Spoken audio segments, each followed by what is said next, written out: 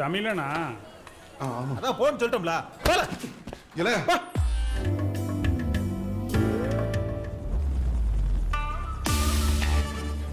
சில கணக்கெல்லாம் இந்த நிமிஷமே உன்னை கொல்ல முயற்சி நடக்கலாம். धंधा समझता है धंधे की उसूल। Sahabat, Assalamualaikum. Semoga sehat selalu dan senantiasa berbahagia.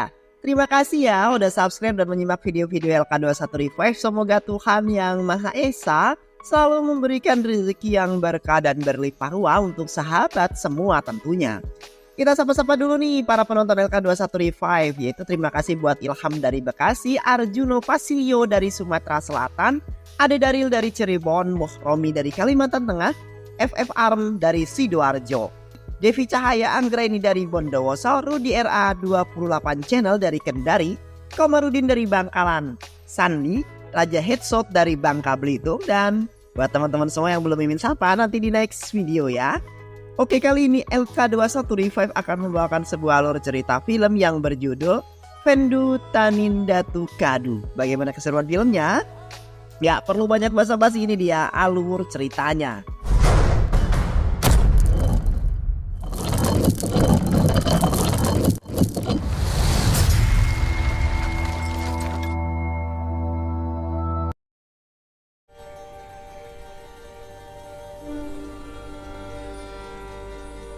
Di awal film kita akan diperlihatkan dengan seorang pria bernama Mutu. Ia bekerja di sebuah hutan pohon duri di desanya. Saat itu ia diledek oleh temannya yang telah menjadi seorang kurir pengantar barang. Saat itu ia kemudian mengatakan bila Mutu menginginkan sebuah pekerjaan yang lebih baik, dia harus menyogok atau memberikan sejumlah uang pada pemilik perusahaan. Sepertinya dirinya yang telah menghabiskan uang sebanyak 1 lakhs untuk mendapatkan pekerjaan yang saat ini ia lakukan. Sebelum pergi membakar sebatang rokok dan membuang puntungnya itu begitu saja, dan saat itu Mutu tengah mengasah pisaunya. Ia merasakan panas di sekitarnya. Saat itu Mutu terkejut ketika melihat ladang pohon duri di sekitarnya sudah terbakar dengan cepat. Mutu mencoba memadamkan api, tapi naas, si Mutu masih kalah cepat dengan si api yang merambat ladang itu karena anginnya yang sangat kencang. Sehingga api itu melahap membakar semuanya hingga tak tersisa. Sementara itu, Mutu berusaha menyelamatkan diri dan dengan langkah oleng, ia memutuskan untuk kembali ke rumahnya. Saat itu Mutu yang terluka di bagian punggungnya akibat terkena duri dan meminta tolong kepada ibu dan saudara perempuannya untuk mengambil duri yang ada di tubuhnya. Setelah selesai, si ibu kemudian memberikan ramuan tradisional ala-ala rindapan begitu. Saat sedang beristirahat, ia mendengar suara keributan di halaman rumahnya. Ternyata itu si pemilik ladang duri. Si juragan itu berteriak dan meminta si Mutu untuk bertanggung jawab karena perbuatannya. Mutu mencoba menjelaskan bahwa bukan ia yang membakar hutan tersebut. Tapi si juragan itu tak peduli, ia malah meminta uang sebanyak 5.000 lakhs sebagai ganti rugi katanya. Namun si Mutu yang merasa dirinya tidak bersalah, ia mencoba mengelaknya dan berkata kalau ia tidak akan menggantinya karena itu bukan salahnya. Bahkan dengan berani si Mutu mengusir si juragan tersebut. Namun hal itu malah membuat ibunya merasa takut dengan sikap Mutu yang berani. Saat itu si ibu meminta agar Mutu merantau saja dan meninggalkan desanya.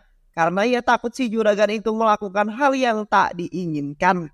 Ia juga tidak ingin Mutu terlibat masalah ini.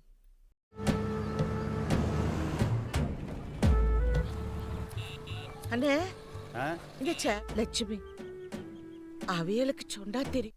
Lalu Mutu pergi ke rumah uaknya atau pamannya yang bernama Sima. Saat itu Sima mendekati Mutu dan mengatakan bahwa ia akan memberikan sejumlah uang kepada Mutu dan meminta Raju untuk pergi ke pasar Rada Putaran untuk membeli beberapa potong keju, celana dan sandal. Karena mereka akan pergi ke Mumbai besok pagi-pagi sekali. Setelah selesai membeli beberapa potong baju dan celana, si Mutu kembali ke rumah Sima. Namun tanpa sengaja saat itu ia mendengar pertengkaran Sima di telepon dengan seseorang. Dan saat itu ia juga melihat sebuah senjata tergeletak di meja Sima. Malam harinya tiba-tiba Sima mendatangi Mutu yang tengah tertidur. Ia kemudian malah memberikan sebuah surat kepada si Mutu agar dibawa oleh Mutu. Esok paginya Mutu yang masih tertidur malah mendengar suara istri dan putri paman Sima menggedor-gedor pintu. Mutu yang mendengar hal itu kemudian mencoba untuk membuka pintu namun tidak berhasil. Lalu si Mutu berlari keluar dan memutuskan untuk melihat dari luar melalui jendela luar dan menerobos masuk. Saat itu Mutu terkejut ketika melihat Sima tewas bunuh diri dengan cara menggantung tubuhnya. Kejadian itu membuat keluarganya sangat merasa terpukul melihat keadaan Sima yang tewas dengan sangat mengenaskan. Akan tetapi Mutu akan tetap berencana pergi ke Mumbai esok sesuai dengan wasiat yang diberikan oleh uaknya yaitu Sima. Namun sang ibu merasa khawatir dengan Mutu, akan tetapi Mutu mencoba meyakinkan ibunya kalau ia akan berhasil. Kemudian si Mutu melakukan perjalanan ke Mumbai menggunakan sebuah kereta dan sesekali memandang surat yang diberikan Sima sebelum ia meninggal. Ia sangat kepo dengan surat tersebut, tapi ia tak berani membukanya.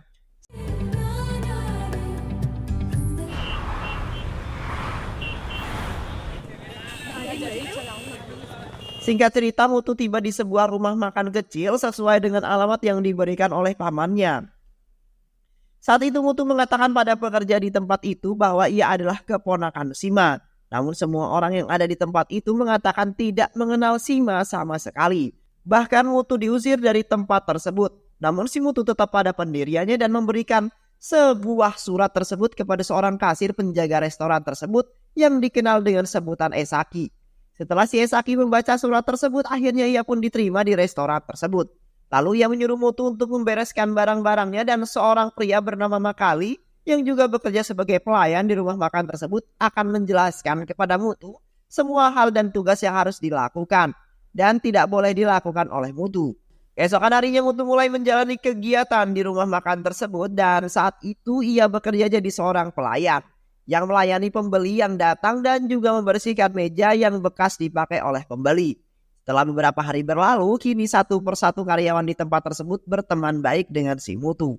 Mutu yang semakin betah, ia pun kemudian membulatkan tekadnya untuk bisa membuat dirinya nyaman di tempat kerjanya yang baru. Kali ini Mutu diajak oleh konco-konco kerjanya untuk mencari sebuah hiburan kecil-kecilan. Namun di tengah mereka menari tiba-tiba harus berhenti ketika salah satu di antara mereka mengatakan bahwa ada polisi yang menggerebek tempat mereka. Semua orang pun panik dan mengambil barang-barang milik mereka. Ketika polisi mulai menaiki lantai 2 dan memeriksa semua karyawan yang ada di tempat itu, memastikan bahwa tidak ada senjata api dan juga barang-barang haram yang membahayakan. Keesokan harinya Mutu yang kini telah berpenghasilan, ia tak melupakan keluarganya yang di kampung. Bahkan selalu mengirimkan uang kepada ibunya untuk biaya sehari-hari, juga membayar hutang-hutang keluarga mereka. Dan hal itu ia gunakan agar terhindar dari ancaman rentenir yang ingin menghabisi ibu dan adik perempuannya. Bila mereka tidak membayar hutang mereka, sementara itu saat di pasar, Mutu melihat seorang cimi cantik. Saking cantiknya membuat Mutu tertarik dengan seorang gadis yang bekerja di sebuah toko pakaian dan berusaha caper supaya bisa lebih dekat. Bahkan si Mutu ini langsung menawari gadis yang belum ia kenal namanya itu untuk datang ke rumah makan tempatnya bekerja. Dan gadis tersebut bernama Papai. Tak berselang lama saat itu Mutu bertemu dengan seorang pria bernama Sridaran, seorang pemuda yang Mutu kenal pertama kali di stasiun kereta. Saat itu mereka mencoba berbincang, namun teman-temannya Mutu mencoba memperingatkan Mutu untuk tidak berbicara pada Sridaran tanpa mereka beritahu alasannya. Saat itu mereka pergi ke sebuah bioskop, namun di tengah mereka menikmati film di bioskop, beberapa orang datang untuk membuat kekacauan dan memukul teman-teman Mutu, termasuk Mutu yang telinganya terkena pukulan. Mutu yang kesal, ia pun melupakan amarahnya dan membalas pukulan mereka. Hal itu membuat teman-teman Mutu takut karena kebrutalan Mutu. Dikira cupu, ternyata si Mutu ini adalah seorang suhu yang luar biasa. Kemudian mereka pun mencoba melarainya, lalu mereka pun memutuskan untuk kembali ke tempat mereka.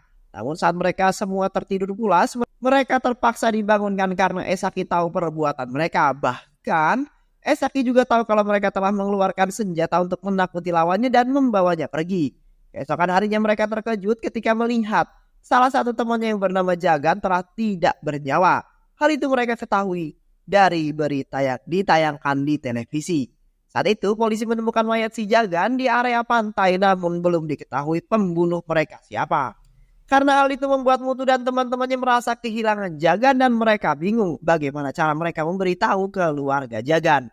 Kemudian si Sarpan ini menasihati Mutu kalau di tempat yang kini mereka tinggali adalah sebuah pertarungan, di mana mereka tinggal menunggu giliran untuk mati.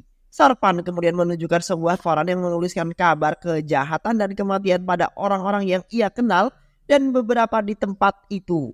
Bahkan ia menunjuk foto Karuku File yang dikenal sebagai Karji, dan restoran berada di bawah perintahnya.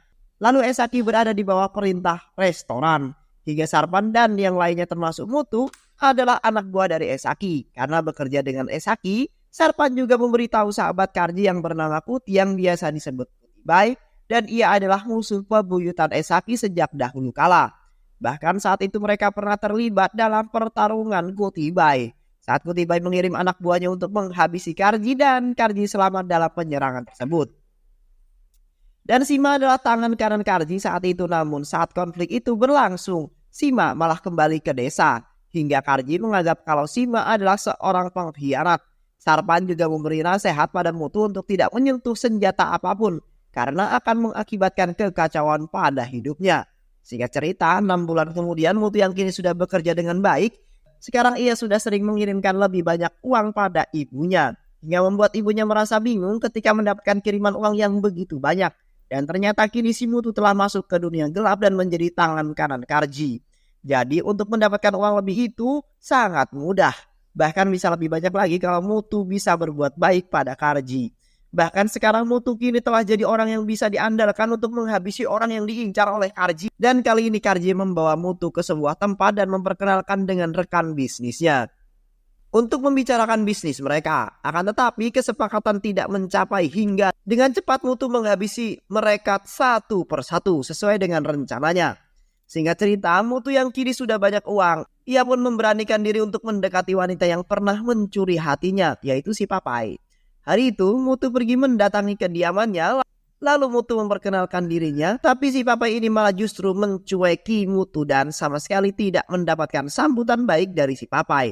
Bahkan ketika ia mengatakan ia menyukai wanita Papai, mukanya si Papai ini justru masih biasa saja. Tapi sebagai lelaki sejati, Mutu sama sekali tidak peduli. Ia tetap berada di tempat itu hingga wanita itu luluh dan mau berbicara tentang masalah yang ia hadapi saat ini. Hingga pada akhirnya si Mutu pun bisa juga melumpuhkan hati wanita yang telah berhasil mencuri hatinya. Walaupun usia mereka memiliki jarak yang cukup jauh. Tapi hal itu tak menjadi sebuah halangan. Keesokan harinya Mutu bertugas untuk menemani Karji untuk menemui seorang artis di sebuah apartemennya. Tapi tiba-tiba mereka diserang oleh beberapa orang yang bersenjata tajam dan mengurung Karji di ruangan seorang diri. Tapi Mutu yang sudah terlatih menggunakan senjata, ia bisa dengan cepat menghabisi mereka dan membawa Karji keluar dari tempat tersebut. Dan setelah kejadian itu kini mereka menyusun sebuah rencana untuk menyerang Kutibai. Lalu si Mutu memanggil teman-teman yang lain untuk mendatangi kediaman Kutibai. Mereka yang sudah lengkap menggunakan senjata api dengan mudah menghabisi anak buah Kutibai satu persatu.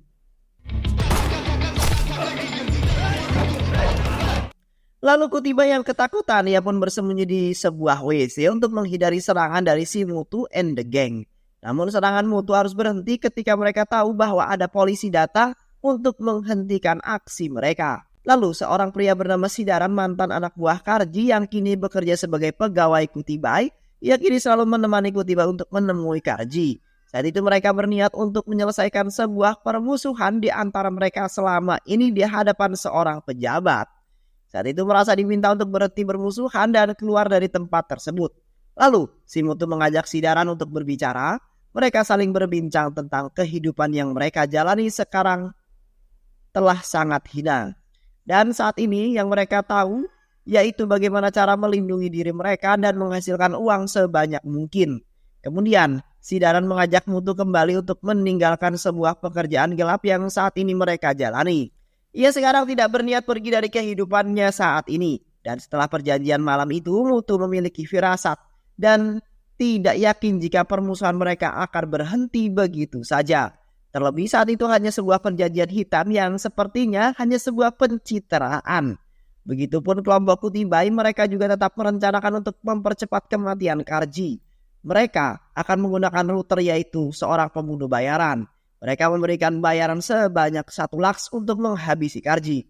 Router datang menemui mereka. Melihat keahlian dalam menghabisi nyawa seseorang, pengkhianat di kelompok Kutibai membuat Kutibai yakin untuk bisa menggunakan jasanya. Tak hanya itu, melihat kedatangan Router malah membuat si Daran menjadi takut. Sementara itu di tempat lain, Karzi mencoba berbincang dengan Mutu karena saat itu mendengar rumor bahwa Mutu akan menghabisi dirinya. Tapi dengan tegas Mutu menjawab ia tidak akan menghabisi Karzi dan ia pun menantang Mutu dengan mengambil senjata Mutu dan memaksanya untuk menembaknya.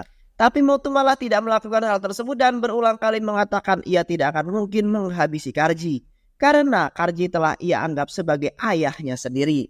Namun malam itu Mutu terkejut melihat wanita yang ia sukai yaitu Papai berada di sebuah hotel yang sama dengan Mutu. Dan si Papai ini mencoba menjelaskan bahwa ia diminta untuk menemui atasannya Mutu. Hal itu membuat Mutu sangat cemburu. Akan tetapi si Papai tidak peduli dengan Mutu. Dan saat itu juga Mutu langsung masuk ke kamar dan langsung memukuli atasannya hingga ia tak berdaya dan membawa Papai keluar dari hotel tersebut.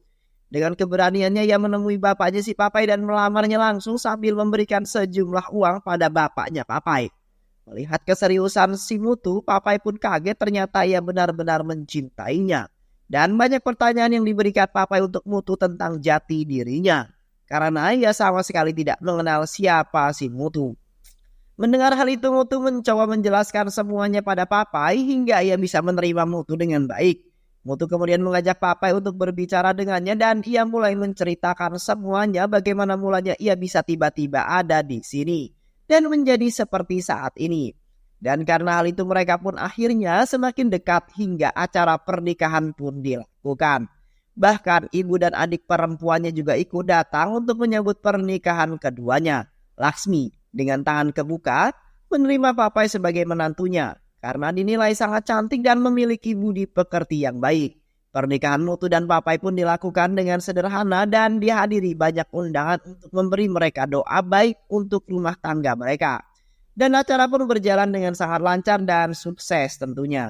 Namun saat malam pertama mereka merasa sangat terganggu ketika Karzi mengirim pesan. Namun saat ia menghubunginya ia tidak mendapat jawaban. Mutu yang telah menganggap Karzi sebagai ayahnya ia pun memutuskan untuk pergi mendatangi kediaman Karzi karena ia takut Karzi kenapa-kenapa. Saat itu Sarpan menjelaskan pesan yang dikirim tersebut telah dikirim 3 jam yang lalu dan meminta Mutu untuk kembali. Mutu menurutinya. Namun saat dia kembali ke rumahnya ia tidak menemukan istrinya. Lalu seorang pria tua mendekati Mutu dan mengatakan kalau Papai dibawa oleh beberapa pria menggunakan mobil sekitar 10 menit yang lalu. Dengar hal tersebut Mutu langsung pergi meninggalkan rumahnya dan bergegas untuk mencari sang istri tercinta. Ia memberitahu Sarpan dengan mudahnya. Sarpan berkata kalau Mutu tidak boleh terkejut ketika Karzi mengambil istrinya untuk menemaninya di malam pertamanya. Sama seperti anak buah Karzi yang lain. Hal itu membuat si Mutu kaget dan mendengar Sarpan untuk mengatakan keberadaan Papai istrinya. Sarpan mengatakan kalau Papai sama Karzi ada di sebuah kamar hotel. Dengan cepat Mutu memeriksa kamar hotel si Karzi tapi tidak menemukannya, malah ia menegur Mutu untuk pergi. Mutu terus mencari hingga ia menemukan Papai. Hal itu membuat Karzi kaget karena ia tidak tahu dengan istrinya Mutu. Tak lama Mutu akhirnya bertemu dengan Papai. Saat itu ia mendengar penjelasan Papai yang terengah-engah dan mengatakan kalau ia dibawa atas perintah Mutu. Kemudian mereka memberikan minumannya hingga membuat ia pingsan. Mendengar hal tersebut membuat Mutu sangat marah kepada Karzi. Meski begitu Karzi tetap berkata berulang kali dan bersumpah tidak melakukannya.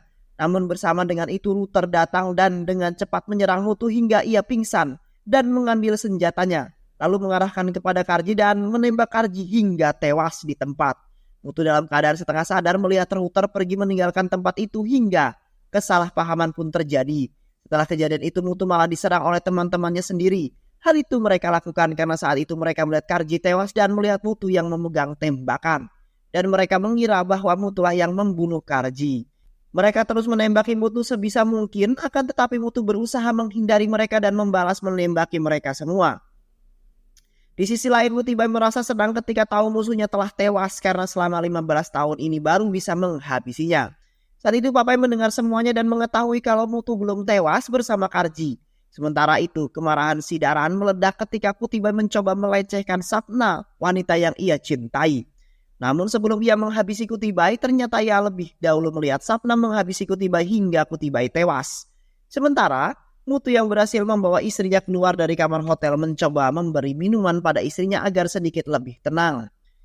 Tak berselang lama, Sarpan datang dan langsung marah-marah karena Karji telah tewas akibat dihabisi oleh Mutu. Ia juga mengatakan bahwa pihak yang mencari Mutu termasuk polisi, akan tetapi Mutu membantahnya karena ia tak melakukannya sama sekali. Dan setelah mendengar sebuah rencana Sarpan membuatnya sadar kalau ternyata Sarpan selama ini sudah berkhianat dan ia yang membawa istrinya atas perintah Kutibai untuk menjebak Mutu dengan imbalan 10.000 rupiah. Mutu lalu menanyakan kepada Sarpan siapa pria yang ada di kamar Karji saat itu yang tiba-tiba menyerangnya. Tapi Sarpan sama sekali tidak mengetahuinya. Lalu Mutu memutuskan untuk pergi membawa istrinya dan membiarkan teman-temannya membereskan pengkhianat di antara mereka. Kini anak buah Karji merencanakan untuk menghabisi Mutu dengan menggunakan Sarpan. Saat itu mereka belum mengetahui tentang kematian Kutibai. Sementara itu papa yang berhasil dibawa pulang, ia tergeletak lemah di ranjangnya sambil dipeluk Mutu yang terus mengucapkan maaf. Ia juga meminta untuk membereskan semua barang-barangnya dan pergi dari Mumbai. Di sisi lain, Esaki ini malah menyekap ibu Mutu dan meminta Mutu untuk datang menemuinya. Lalu si Mutu kembali ke restoran Esaki. Sesampainya di sana ia melihat Parvati yang langsung memarahinya dan secara tiba-tiba Mutu menyerang Esaki dan memintanya untuk diam. Mutu mengatakan bukan dia yang menghabisi Karji. Ia tak mungkin menghabisi Karji karena ia sudah menganggap Karji sebagai ayahnya sendiri. Namun beberapa dari mereka tidak mempercayai si Mutu dan tetap menyerang si Mutu. Dengan sigap Mutu menghindari serangan mereka, melihat keberanian Mutu, beberapa anak buahnya kini memilih ikut dengan Mutu dan mengabdi kepada Mutu. Mutu kemudian menjelaskan semua ini karena ulah dari pengkhianatan Sarpan yang tidak pernah mereka ketahui sebelumnya. Esaki kaget mendengar kenyataan yang ia ketahui dari Mutu. Singkat cerita, 5 tahun kemudian Mutu kini telah menjadi pimpinan geng terbesar di Mumbai dan paling ditakuti oleh pesaingnya. Dana, ia tetap didampingi oleh Papai sebagai istri dan memiliki putra berumur 3 tahun. Dan film pun selesai pada umumnya. Alasan mengapa orang lain membencimu adalah karena mereka menganggapmu sebagai ancaman. Karena mereka membenci diri mereka sendiri atau karena mereka ingin menjadi sepertimu. Hati pembenci tidak pernah damai, pikiran pembenci tidak pernah bersih dan mata pembenci tidak pernah betul-betul terpejam. Membenci itu meletihkan dan merusak kehidupan. Maka kami sarankan kepada teman-teman semua jangan suka membenci. Maka berdamailah dengan diri sendiri. Terima kasih sudah menyimak video-video Leka 21 Semoga sahabat semua terhibur dan sampai bertemu lagi di video-video berikutnya. Selalu wassalamualaikum warahmatullahi wabarakatuh.